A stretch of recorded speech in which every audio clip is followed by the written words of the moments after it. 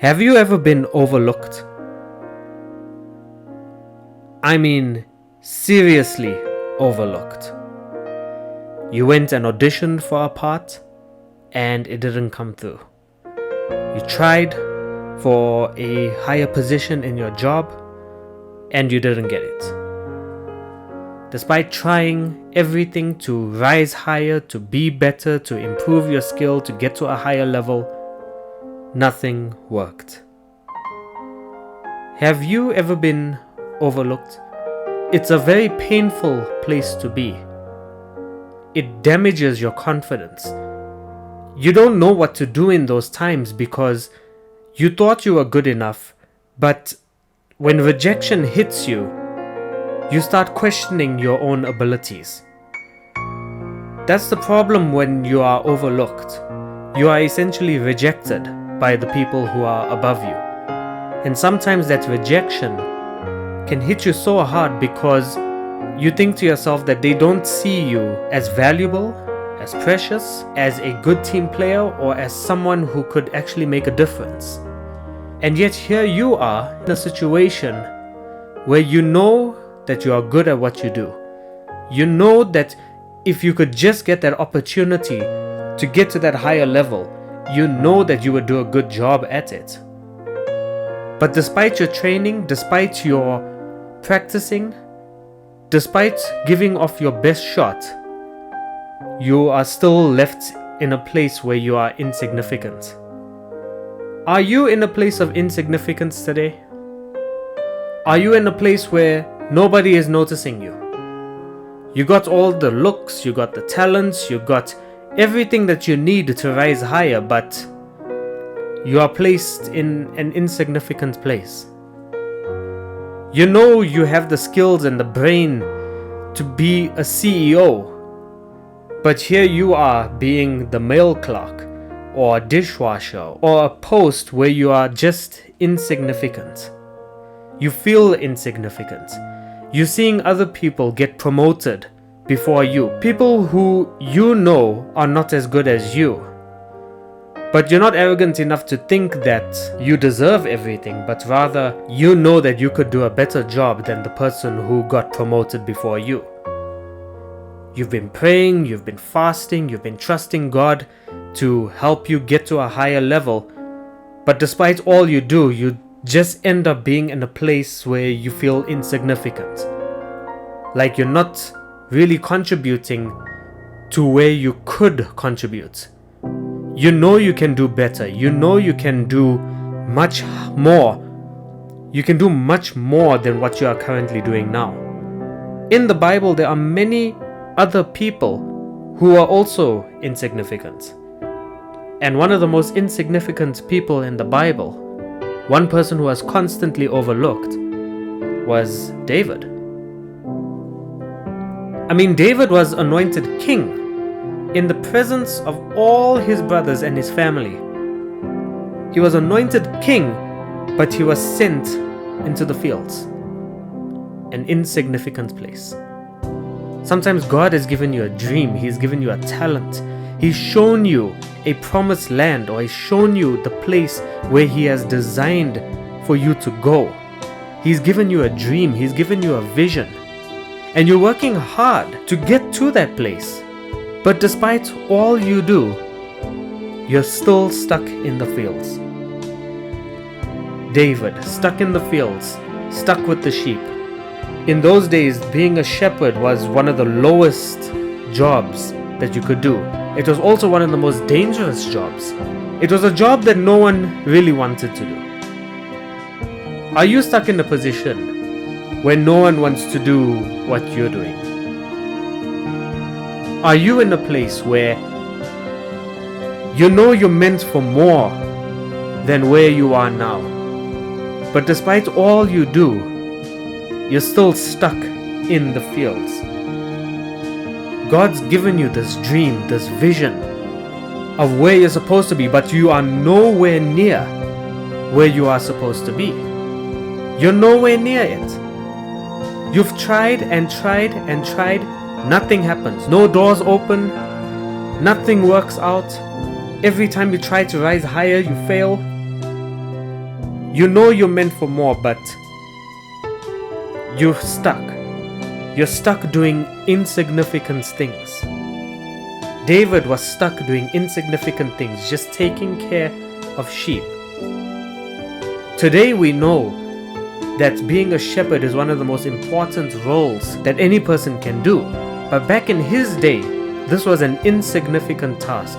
The lowest of the low was sent to such a place. David, anointed king, was sent to do the lowest job.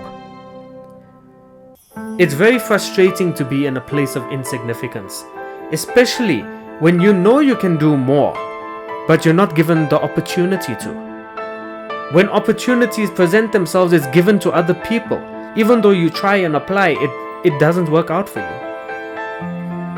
Others above you just don't seem to see or notice you. But this time of insignificance doesn't have to be a painful time. You see, we need to learn from what David did. David was in a place of insignificance. He knew he was anointed king, but he also took responsibility in the position he was in. He was a shepherd. He was the lowest of the low. But even though he was a shepherd, he made sure that he was the best shepherd that he could be. Though it was insignificant, he made sure that he protected those sheep. We learn in 1 Samuel that David killed lions and bears that came up to devour the sheep. He protected his sheep with his life. He took his job seriously. Despite him being insignificant, despite being an insignificant job, he took that insignificance seriously. In your insignificant place, are you taking it seriously? The Bible tells us to despise not the day of small beginnings. But when we are placed in a small beginning, we despise it. We end up despising God, thinking that He has let us down. God, I know that you are supposed to take me to this place, way up here, but I'm stuck down here and I'm still continually stuck. Despite me knowing that you have anointed me and appointed me for such a time as this, but I'm still stuck down here and it feels like you just want me to be down here. That is the wrong attitude and thinking to have in the place of insignificance, in the place of small beginnings. David during this time protected his sheep. He killed a lion and a bear. And what did he use? He used a sling. That's right, he used a sling. Sling, rod, staff, these are all tools that a shepherd would have. And the sling and the rod was used to fight off animals that came to attack the sheep. David practiced with the sling over and over and over again, using rocks with that sling to attack those that came to attack the sheep.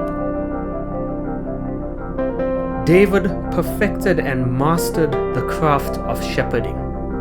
Surely you can too, in your own way. What can you practice and do in this period? The insignificant task that you are doing, master it. Master that insignificant task. You never know what the purpose of God is when He keeps you in an insignificant place. Whatever task you have in your place of insignificance, master it. Own it. Become the best that you can be in that place of insignificance. Why? Let's look at the story of David. When Goliath came, nobody in Israel came up to fight him. But for David, this was very easy. This is why when he came, he looked and he said, "Who is this uncircumcised Philistine that would come up against the nation of Israel?" David must have looked and said, "This guy? You mean to tell me that you are all afraid of this guy? Yes, he's a giant, but he's too big to miss. You see, David practiced so much with the sling and the rock protecting the sheep. This task against Goliath was the easiest thing in the world. David practiced so much that he was confident. He was confident enough that he could go up to Goliath with his sling and with his rock, having practiced so much that he could take a giant like Goliath down, because he had taken down lions, he had taken down bears, he had taken down any animal or threat that came upon his sheep. He had practiced so much that Goliath was just an easy task for him. This is why you should ensure that you are the best that you can be in your place of insignificance, because an opportunity for you will come. Your day of elevation will come. It is the Lord who promotes. Promotion belongs to the Lord.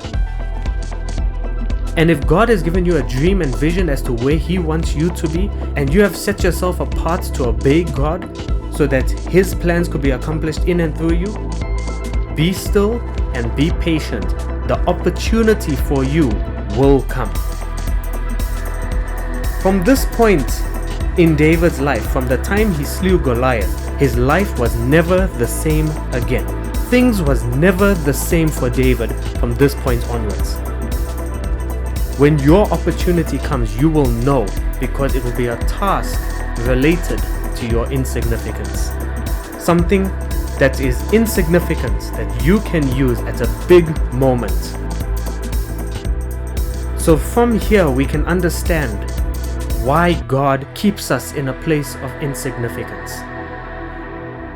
Sometimes God keeps us in a place of insignificance to hide us. God hides us. David was anointed king, but if Saul found out, or if other people found out who didn't like David, they could have killed him. We look at the story of Moses, for example, where Moses was hidden so that he could be protected from Pharaoh from killing all the boys of Israel while they were residing in Egypt. God hides you from people, from the curses of other people, from the wrong people. In the place of insignificance, God hides you from being influenced from other people so that you can just focus on Him. In this place of insignificance, God also develops you. When you're in an insignificant place, you're often ignored. It's the perfect time for you to commune one-on-one with God. In this place of insignificance, you have solitude with God, where you can commune with Him face to face. In this place of insignificance, God develops you, He trains you, He stretches you so that you can become better at what you can do. God takes your talents and your abilities in the place of insignificance. He trains you and makes you better.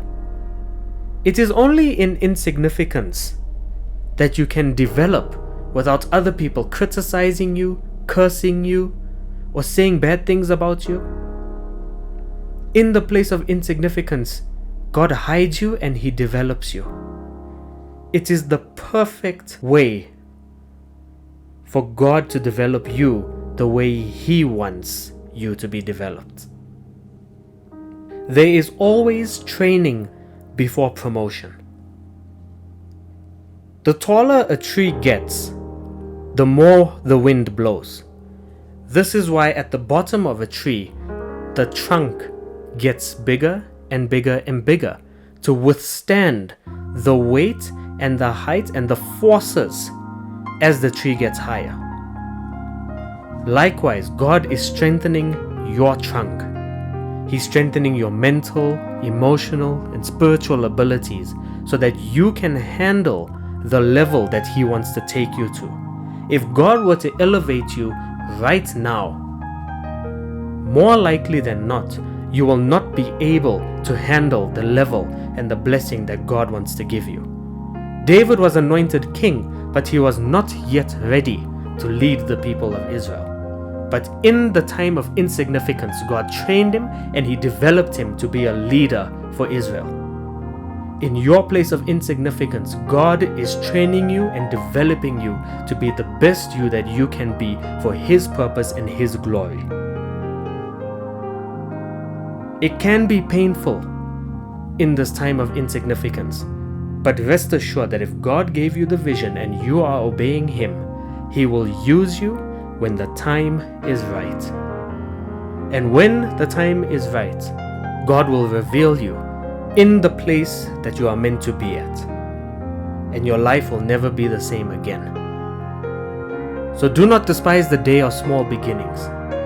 Take what you are doing right now, this insignificant task, own it, make it your own, and be the best at what you do. And when you are finally revealed and elevated, you will thank God for the blessing of insignificance.